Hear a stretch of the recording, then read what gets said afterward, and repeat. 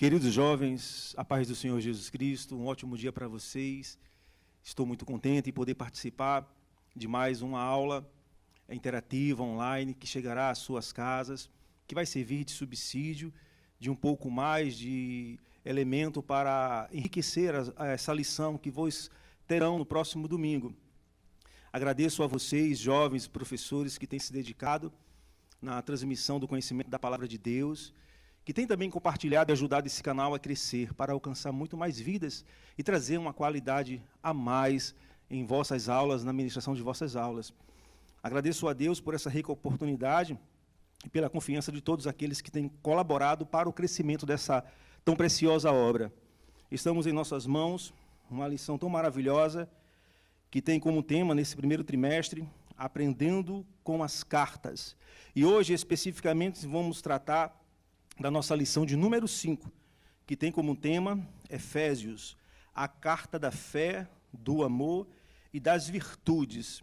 Essa maravilhosa lição que nós temos, irmãos, hoje, irmãos, ela tem 3 objetivos específicos. São esses os objetivos. O primeiro objetivo é salientar a nossa condição espiritual antes da salvação. O segundo, enfatizar que a salvação é pela graça de Deus.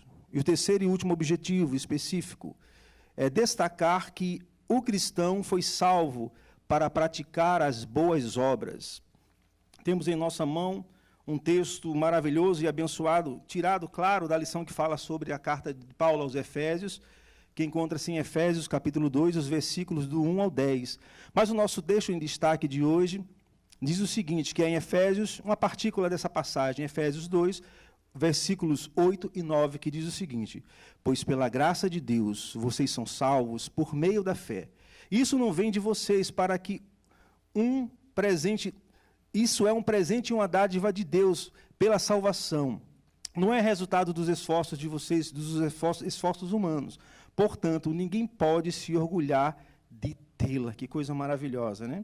Nós já iniciamos a nossa lição com uma reflexão a respeito do velho homem, né? Ela traz essas 3 divisões principais, que no primeiro ponto ela vai abordar sobre esse questionamento. Primeiro, quem nós éramos antes de estar em Cristo Jesus. O segundo ponto, ele vai tratar sobre essa questão, salvos pela graça, mediante a fé. E o terceiro e último ponto vai trazer esse argumento sobre uma vida de amor e de boas obras. Já ganhando tempo, irmãos e professores de jovens e adolescentes, nós já podemos mergulhar já nesse primeiro ponto que aborda a respeito dessa reflexão sobre o velho homem. E o título já fala sobre isso, quem nós éramos antes de estarmos em Cristo Jesus. O próprio apóstolo Paulo, escrevendo aos Romanos, capítulo 3, o versículo 23, diz que todos, absolutamente todos pecaram e destituídos estão da glória de Deus. Às vezes nós não entendemos bem algumas passagens, algumas palavras usadas nas Escrituras, por exemplo, destituído, o que significa destituído? Eu peguei aqui alguma explicação sobre esse significado, diz que é deposto de alguma função ou cargo, afastado, degradado, demitido, desempossado, despedido ou exonerado. Foi exatamente isso que aconteceu diante do pecado que separou, que causou essa divisão, esse desligamento da comunhão plena entre o homem e Deus. Na lição, o comentarista ele vem dizer que Paulo ele subdivide esse ponto em 3 subpontos. O primeiro vai falar sobre estávamos espiritualmente mortos. O segundo, seguimos os maus caminhos deste mundo. E o terceiro e último, vivíamos de acordo com a nossa natureza humana, fazendo o que o nosso corpo e a nossa mente bem queria fazer. Vamos tentar debruçarmos um pouquinho sobre esse primeiro subponto, que tem como título, estávamos espiritualmente mortos. Aqui nós vamos fazer, irmãos, uma mescla entre os escritos de Efésios, que é o tema da lição de hoje, e vislumbrar um pouquinho do panorama lá da criação, do panorama da queda do homem, lá em Gênesis, para podermos entender melhor como foi esse plano da restauração do homem, através da graça e da misericórdia do Senhor Jesus Cristo. Então, nós vemos que, como diz agora esse primeiro subponto, diz que estávamos espiritualmente mortos. Notamos que lá em Gênesis capítulo 3 e o verso 12, diz que no momento em que o homem pecou e Deus vai ao encontro do homem, e por Deus o homem é interrogado, e ele pergunta, o que foi que fizestes? Logo de imediato, a característica de alguém que estava morto espiritualmente começa a ser revelada diante dos olhos de Deus. O homem não teve capacidade nenhuma de poder argumentar sobre seu estado e pedir misericórdia a Deus. Inclusive, sobre esse ponto, um dirigente amigo meu perguntou, irmão Sérgio, e se Adão tivesse caído em si, se humilhado, se prostrado, pedido perdão a Deus mediante a sua situação? De fato, isso nunca iria acontecer. Porque, estando uma vez espiritualmente morto, jamais ele teria a sensibilidade e o entendimento de saber qual era a sua situação, sem que antes a graça o atingisse, sem que antes o elemento fé, por meio dele, pudesse trazer a restauração para aquele homem. E veja que a resposta de Adão para Deus foi o seguinte, Adão disse assim, foi a mulher que tu me deu. E quando Deus chama ao diálogo, para esse diálogo, a mulher naquele cenário forense, naquele cenário de justiça, Deus diz assim, e tu, mulher, ela de imediato mostra o seu caráter caído, o seu estado espiritual morto, diante de Deus, assim, foi a serpente, ela me enganou e eu comi. Nós já começamos a entender mais ou menos esse homem que vivia em intimidade com Deus e agora vive espiritualmente morto. O segundo tópico, ele vai falar assim, seguíamos os maus caminhos deste mundo. Nós vamos notar, através do salmista, Salmo 1, que diz o seguinte, bem-aventurado é o homem que não anda segundo o conselho dos ímpios, que não se detém no caminho dos pecadores, nem se assenta na roda dos escarnecedores. Aprendemos, através das Escrituras, que bem-aventurado é alguém que consegue ser muito mais do que feliz.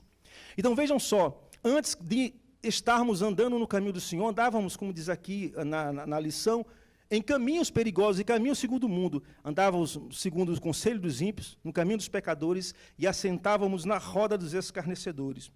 No último subponto desse primeiro ponto, ele vai falar sobre que nós vivíamos de acordo com a nossa natureza humana, fazendo aquilo que o nosso corpo e a nossa mente bem dizia.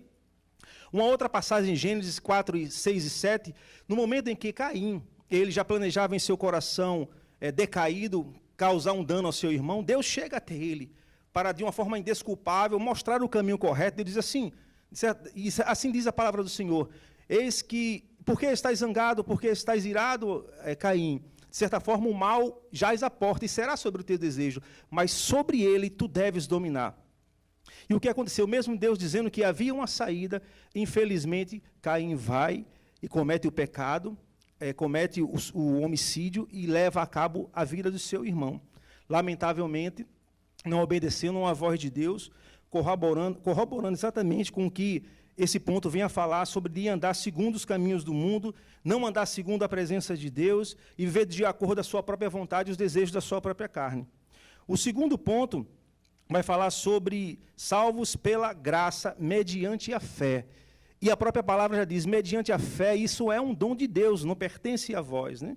E aí eu convido vocês para fazer uma breve jornada a respeito dessa grande história de salvação que Deus fez por nós. Entendemos que a graça é um favor imerecido, que é uma dádiva de Deus, mas que para que possa haver essa dádiva, tem que ter também uma mão que recebe. Veja que lá em João 3,16 diz que Deus amou o mundo de tal maneira, ou seja, a amplitude, o alcance da salvação foi para todos os humanos, todos os seres humanos. Mas alguém pode perguntar, irmão Sérgio, e aqueles que não aceitaram a salvação, e aqueles que morreram sem Cristo, sem salvação? Veja só, embora a salvação do Senhor, o sacrifício da cruz, ele foi suficiente para toda a humanidade, ele é apenas eficiente para aqueles que creram no Senhor Cristo Jesus. Suficiente para todos, eficiente apenas para aqueles que creem. Salvos pela graça mediante a fé. Veja que no momento em que Deus, naquele cenário lá em Gênesis, Deus, primeiro ele criou o homem segundo a sua imagem, segundo a sua semelhança, e quando o homem ele peca, de imediato ele descaracteriza aquela aparência, aquela semelhança que ele tinha de Deus. Notamos que o pecado ele causou uma separação entre o homem e Deus, e não entre Deus e o homem. Por quê? Porque Deus, ele era o meio que ia restaurar essa comunhão quebrada, esse elo que foi partido. Notem que lá no cenário de Gênesis capítulo 3, no momento em que o homem ele peca, ele perde aquela comunhão, aquela intimidade plena com o Criador. Mas Deus, ele não se isenta de buscar o homem. Diz que lá em Gênesis capítulo 3, que Deus ele vai ao encontro do homem, e mesmo o homem caído, ele sente a presença de Deus. Louvado seja o nome do Senhor. Não a presença da profunda intimidade que ele antes tinha, mas a presença daquele que ia trazer o socorro. A palavra de Deus diz que ele chega até Adão, chega até a Eva, e naquele cenário que era um cenário de justiça, poderia ele fulminar o homem, esquecer o homem, julgar o homem naquele próprio cenário, mas ele diz, um dia da tua semente, mulher, nascerá um, que esmagará a cabeça da serpente, e trará o conserto daquele elo de intimidade que um dia foi quebrado. Então, louvado seja o nome do Senhor Jesus Cristo, porque nós podemos ver através dos séculos o plano de restauração, esse plano da graça, esse plano que veio trazer a fé como elemento de salvação para dentro do coração dos homens, professores. Vejam que lá no Éden, a ruptura, o desligamento dessa intimidade, ele foi corrompido. Mas logo depois o Senhor vai à procura do homem, mesmo o homem tentando se esquivar e se esconder detrás dos arbustos da presença de Deus. Veja que quando Deus, lá nos escritos de Moisés, quando Deus se revela no alto monte, a sua glória, Moisés vai até lá, como o único representante daquela nação. Mas Deus, achando pouco aquela presença, Deus decide então descer do monte para habitar no meio do tabernáculo, por sua vez no meio do templo, para que a sua glória esteja mais próximo do homem. A intimidade que foi lá quebrada, a inimizade que foi lá proposta no Éden, passo a passo, séculos após séculos, começa então a ser restaurada através da graça do Senhor e Salvador Jesus Cristo. Quando até por fim o Verbo se fez carne e habita entre nós. O próprio Deus que um dia andou lá no Éden, em santidade, em pureza, em graça, na pessoa de Jesus Cristo, ele andou no meio dos homens. Algo mais tremendo aconteceu no momento em que Jesus Cristo, já ressurreto, ele vai subir para o Pai, ele diz, eu irei para o Pai, mas eu vos deixarei o Consolador. E algo que a gente podia não compreender, começa a se tornar claro diante dos nossos olhos. Um Deus que no primeiro instante da comunhão que foi partida, estava tão distante do homem, a passo, a glória do monte desce para o tabernáculo, do tabernáculo o Verbo se fez carne, aproximando-se ainda mais do homem, e agora ele sobe para a glória e faz com que seu próprio Espírito habite dentro do homem. E veja que coisa mais tremenda, ele diz, irei para a casa do meu Pai, lá tem muitas moradas, irei eu preparar a morada para que aonde eu estiver, estejam vós também. A palavra no original, arrebatamento, significa ser tirado abruptamente, ser tirado com força, ser arrebatado. Veja que no momento da criação, quando Deus sopra naquele boneco de barro inanimado o seu sopro de vida, trazendo vida a Adão, tornando ele uma alma vivente, nós que fomos criados à semelhança de Deus, nós éramos, na verdade, a partícula de Deus.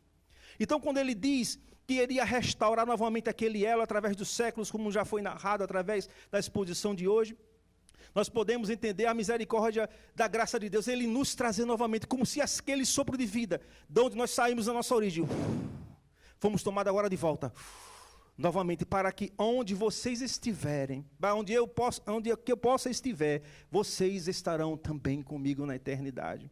Bendito seja o nome do Senhor Jesus Cristo. Esse último ponto, irmãos, ele vai falar a respeito de uma vida de amor e de boas obras. Nós podemos nos lembrar do próprio escritor de Efésios, o apóstolo Paulo, quando ele escreve a Filipenses capítulo 3 e o versículo 5, que ele diz assim, eu sou judeu, sou judeu de judeu, da tribo de Benjamim. Eu fui circuncidado ao 8º dia. Quanto à lei, eu fui fariseu. Por amor à lei, eu persegui a igreja. E quanto à justiça que há na lei, eu sou irrepreensível. Mas todas essas coisas que para mim tinham um tremendo peso de ganho, de glória, eu refuto. Agora eu declaro como prejuízo, pelo conhecimento do meu Senhor Cristo Jesus. aquele que um dia foi o maior perseguidor das igrejas, aquele que foi o maior torturador de crentes da história, se tornou o alvo da graça de Deus para abençoar e transformar e fundar e edificar muitas igrejas e transformar muitas vidas. Como foi no capítulo 5 de Marcos, com o Gadareno, que era um homem temível, que era um homem aonde vivia à margem da sociedade, se tornou o maior dos evangelistas da cidade, das 10 cidades conhecida por Decápolis. Zaqueu, um homem pequeno em estatura, também pequeno na sua moral e na sua ética, mas foi um gigante diante de Deus depois de ser encontrado com Jesus Cristo. Então é inevitável que um homem de Deus, depois de ter encontrado com seu Salvador, que ele não venha frutificar, que ele não venha prosperar, que ele não venha trazer um cenário de mudança. Como diz a parte B do Salmo 1, diz: pois será como árvore plantada junto a ribeiros de águas, que dará o seu fruto no tempo certo, as suas folhas não caem, e tudo quanto fizer prosperará. Louvado seja o nome do Senhor Jesus Cristo, que não tem desistido de nós, e aguardamos ansiosamente por esse grande dia. Como também quero fechar aqui com esse último versículo de Efésios, que diz, em Efésios 4, e os versos, a partir do 13, que diz: até que todos alcancem a unidade da fé, do conhecimento do Filho de Deus, a estatura de varão perfeito, de homem perfeito. E sabe qual é o modelo, professor? Sabe qual é o modelo, adolescentes? A medida da plenitude de Cristo. Veja que coisa maravilhosa.